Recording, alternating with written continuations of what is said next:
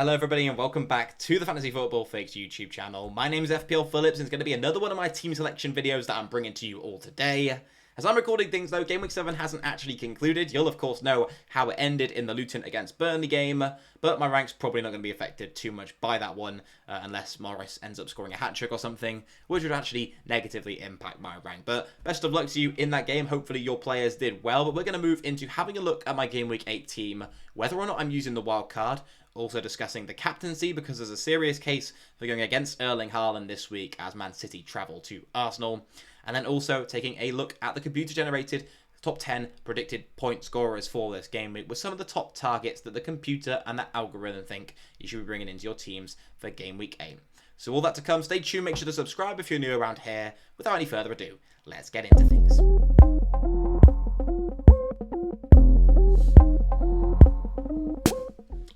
And overall, wasn't a great showing from my side in Game Week 7. I, in fact, made a late change to what I showed you guys earlier on in the week about the fact that I actually switched my goalkeepers around. And that's probably part of what's contributed to me now being outside the top 1 million in terms of rank before this Luton against Burnley game. So Johnston is the one who is going to be in goal for me this week. He's the one that I dropped to the bench last week, which was a bit of a painful one with the fact that I kind of made the case for starting him, and quite a good case it was in the end, because Crystal Palace kept the clean sheet away at Old Trafford, and Turner failed to do so. So a bit of a nasty point swing, making a late decision. Should have stuck with my gut, really, which is something I'm vowing to do from here on out this season. Yeah, but Johnston, home to Nottingham Forest, hopefully he can keep a clean sheet. So my two keepers actually going up against each other in Game Week 8. Happy to stick with him for now with the news of the Dean Henderson injury, of course. So it looks like he should retain his place. Hopefully he'll be first choice even if Dean Henderson does recover quickly. So yeah, Johnston in goal for now does look good. In defence, we've got Trippier and Udogie, who I'm very happy with. Trippier was my transfer in for Chilwell last week. Ended up being quite a good transfer. Estupiñán has been less impressive recently. I did have Botman starting in Game Week 7, but as we know, he missed out. Some shock news really. Most of the sources were pointing to him being back fit and available. But lo and behold, Botman didn't feature. Estupiñán came off the bench with a great contribution to the team. An own goal and, 6 goals conceded against Aston Villa as well. But yeah, as things stand, I'm still having to start him this week. He did have a good chance early on in that game against Villa. You know, on another day, maybe he puts that away and he comes away with a decent looking points total if the game plays out in a different fashion. But yeah, still happy to hold Estupiñán and hold him until the point where the Brighton fixtures do improve as well.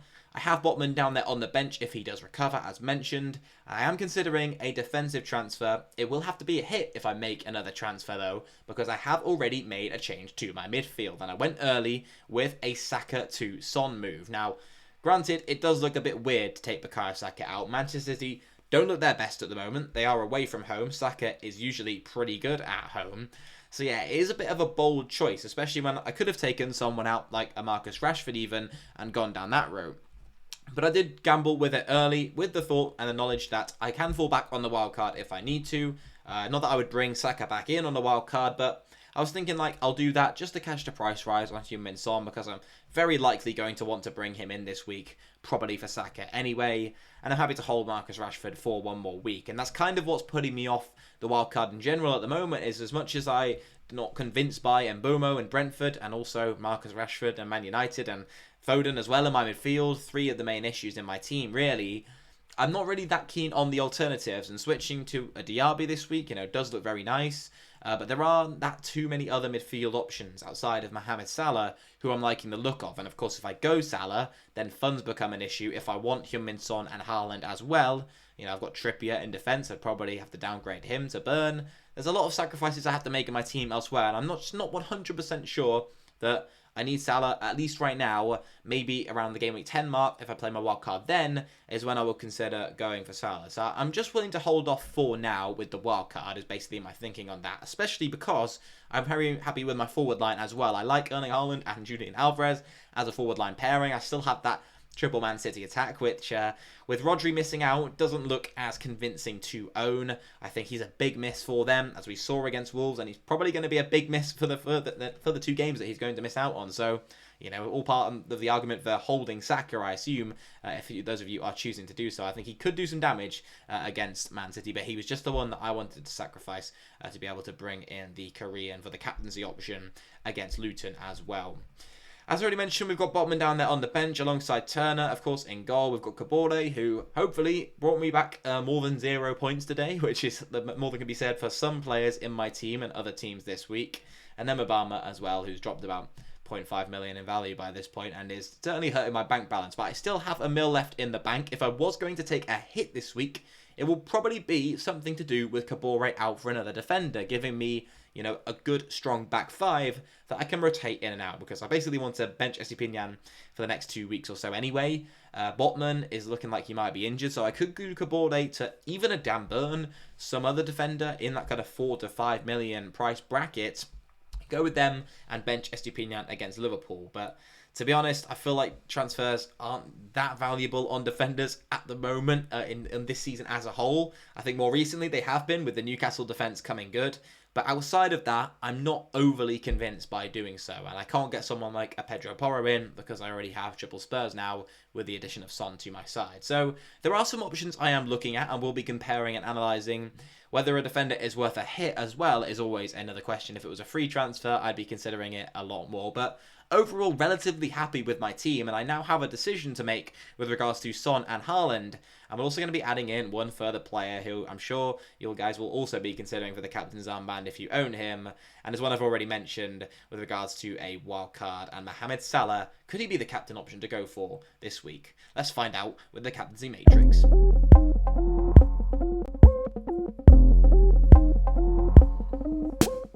So as always, we're comparing the predicted points, we're comparing all the stats as well, having a look at who I think is best to put the captain's armband on for this game week. And the predicted points and the algorithm go in favour of Erling Haaland, despite having the toughest fixture of the bunch and the toughest defence to go up against. As we can see in the fourth row there, the expected goals conceded of Arsenal, the strongest of the three, Brighton in second, and then Luton with the weakest defence of the three so far. This is yet to include data from the football on Tuesday night.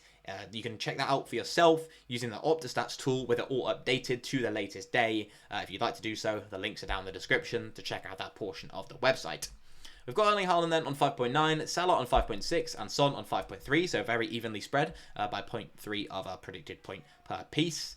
The ownership, of course, is going to be with Erling Haaland. Whether he'll be the most captained, I mean, he probably will, just from dead teams leaving the armband on him. But Son and Salah definitely provide nice-looking alternatives, particularly because, as a team, Liverpool look the best in terms of XG, and as a defence, we already know how poor Luton have looked at points so far this season. Spurs Luton is the early kickoff, so if you listen to Gandhi and don't back the early kickoff, then that's worth bearing in mind. It does seem to be a weird thing with that and it coming true, but there's also been points where it hasn't come true. So it depends what you believe in, whether you have sort of faiths that lead towards believing things like that. Not a faith, but you know what I mean. Beliefs and believing in things like that. I'm just getting myself, I'm digging myself a hole here already. Move on.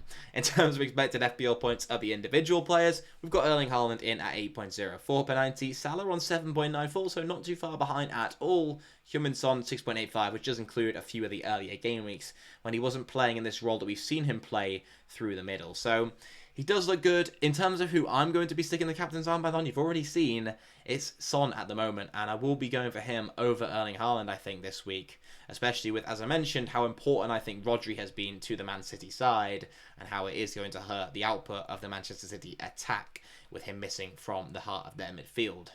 If I had Mohamed Salah, it might be a bit of a different story. Brighton have looked very, very shaky at the back. I think they do look a little bit better at home, but in terms of the data and whether you want to compare their home and away defensive form, you can do that via yourself at the OptaStats tool on the Fantasy Football Fix website. But finally then, we'll have a quick look at the predicted points, and the top 10 for this week is as follows. We have Erling Haaland coming in up top, Salah and Son then round off the top 3 with the captaincy picks that we just looked at.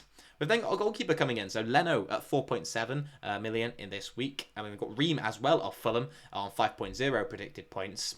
Maddison then comes in at 4.8, and Robinson, so Fulham really making up the top 10 here. 4.7 predicted points for him this week.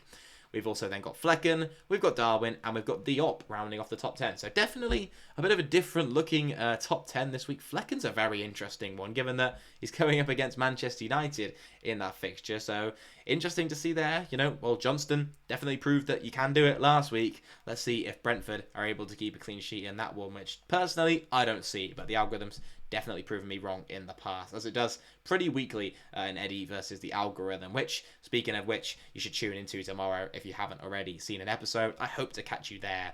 Darwin on 4.6 is an interesting one, but just one that I wouldn't go for and touch on 4 minutes at the moment.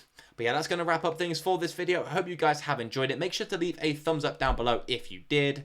And I hope to catch you, as I mentioned, in Eddie versus the algorithm. That'll be coming your way tomorrow if you want to tune in to see how I'm doing against the computer so far this season. Thank you very much for watching. I wish you the best of the rest of your day, and I hope to see you in the next video. Goodbye.